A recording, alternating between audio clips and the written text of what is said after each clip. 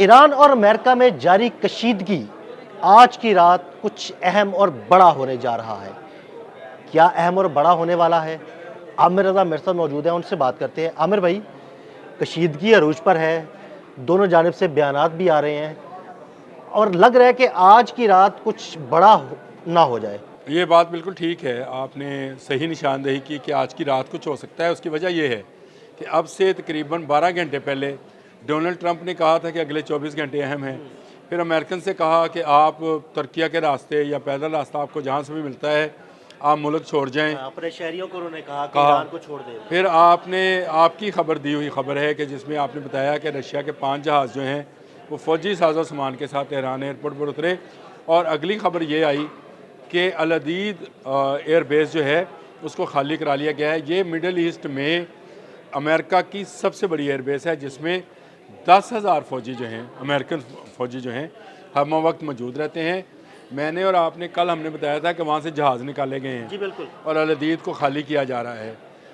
वो खबर मुझे लग रहा था कि शायद उसको बाकी एयरबेस की तरफ लेके जाया जाएगा ताकि वहाँ से हमला जो है किया जाए, ज़्यादा टारगेट्स बनाए जाए। लेकिन ये लग रहा है कि अल अदीद का खाली कराना इस बात की निशानदेही है कि ईरान जवाबी कार्रवाई अल अदीद पे करेगा, ऐसे ही है। इसीलिए उसको खाली कराया जा रहा है।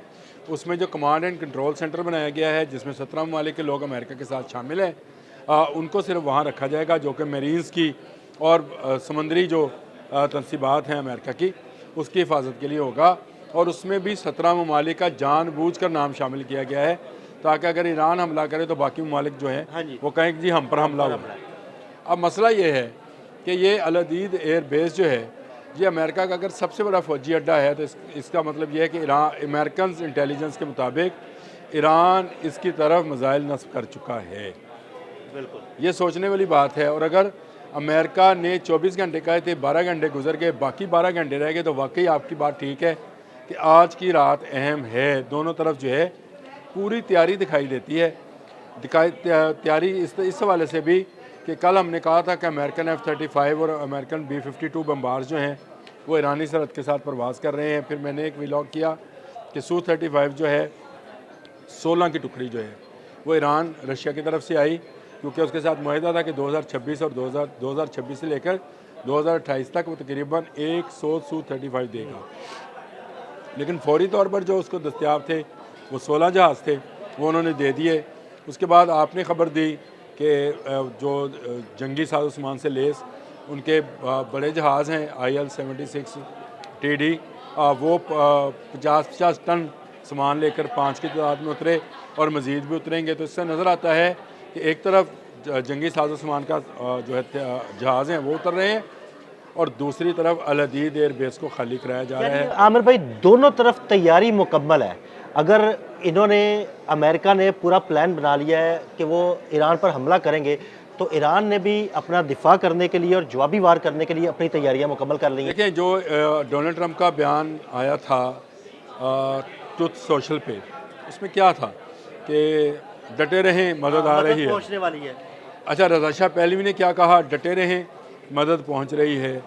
फिर मैंने और आपने व्लॉग किया और हम दोनों का इस बात पर इत्तेफाक था कि ये मदद का मतलब ये है कि समंदर के रास्ते हमले की बात आ रही है। इसका मतलब ये है कि जो बंदरगाहें हैं जो कि रशिया के इस्तेमाल में रहती हैं सारा साल, ये भी मैं आपको बता दूँ, ईरानी बंदरगाहें जो हैं वहाँ पे रशियन के सामान की तरसील, क्योंकि रशियन के पास ऐसी बंदरगाहें नहीं हैं जो 12 महीने ऑपरेट कर सकें, बर्फ़ पड़ती है वहाँ पर, तो वो ईरान को इस्तेमाल करते हैं। अब अगर इन बंदरगाहों पर हमला किया जाता है तो उसका जवाब जो है ईरान की जानिब से रशिया दे सकता है। फिर चीन की इन्वॉल्वमेंट आ जाती है कि चीन भी इसमें इन्वॉल्व हो रहा है। अल अदीद एयरबेस का खाली कराने का मतलब ये है कि वो जो 24 घंटे की धमकी थी वो सिर्फ धमकी नहीं थी, वाकई आज की रात बहुत अहम है। अल्लाह ताला रहम फरमाए। अमेरिका का मूड जो है वो जंग करने का लगता है, लेकिन दूसरी जानब जो है रशिया और चाइना और ईरान, ये 3 मुल्की इत्तेहाद भी जो है ये पूरी तरह तैयार नज़र आता है। क्या होगा क्या नहीं ये तो आने वाला वक्त बताएगा, लेकिन हमने ये बात पहले ही बता दी थी कि अमेरिका के सदर डोनाल्ड ट्रंप की जानिब से ये कहना कि मदद पहुंच रही है, इसका क्या मतलब था, और रशियन वजारत खारजा और चीनी वज़ीर खारजा के बयानात, इनका क्या मतलब है, अब अल हदीद की खबर आ गई, ये ब्रेकिंग न्यूज़ है कि वहाँ से 10,000 मरीज़ जो हैं फ़ौजी, उनको निकाल लिया गया है, उनको शिफ्ट किया जा रहा है। कुछ ये 5वें बहरी बेड़े में जाएंगे, कुछ अमेरिका के बाकी जो अड्डे हैं, जो दूर दराज अड्डे हैं, वहाँ पर जाएंगे।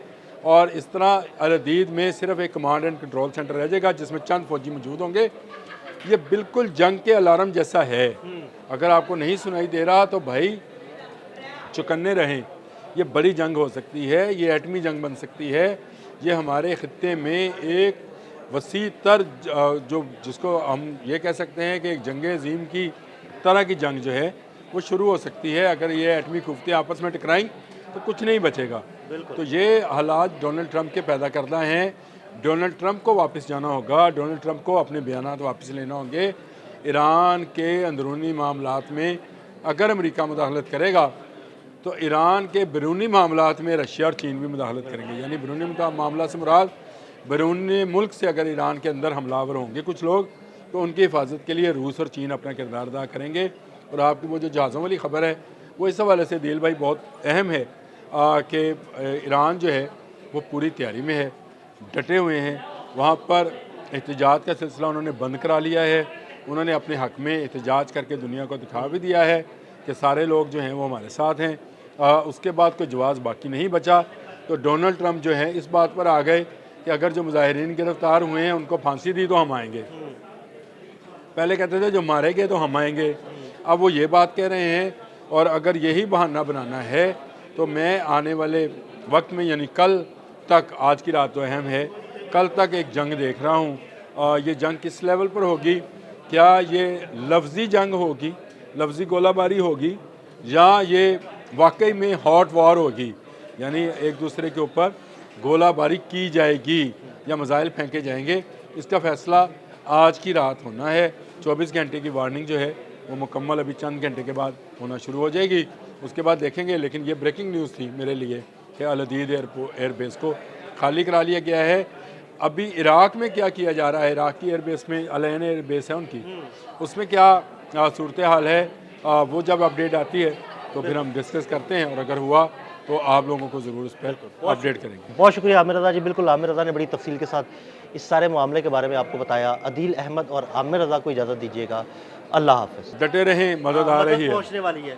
अच्छा, रज़ा शाह पहलवी ने क्या कहा? डटे रहें, मदद पहुंच रही है। फिर मैंने और आपने व्लॉग किया और हम दोनों का इस बात पर इत्तेफाक था कि ये मदद का मतलब ये है कि समंदर के रास्ते हमले की बात आ रही है। इसका मतलब ये है कि जो बंदरगाहें हैं जो कि रशिया के इस्तेमाल में रहती हैं सारा साल, ये भी मैं आपको बता दूँ, ईरानी बंदरगाहें जो हैं वहाँ पे रशियन के सामान की तरसील, क्योंकि रशियन के पास ऐसी बंदरगाहें नहीं हैं जो 12 महीने ऑपरेट कर सकें, बर्फ़ पड़ती है वहाँ पर, तो वो ईरान को इस्तेमाल करते हैं। अब अगर इन बंदरगाहों पर हमला किया जाता है तो उसका जवाब जो है ईरान की जानिब से रशिया दे सकता है।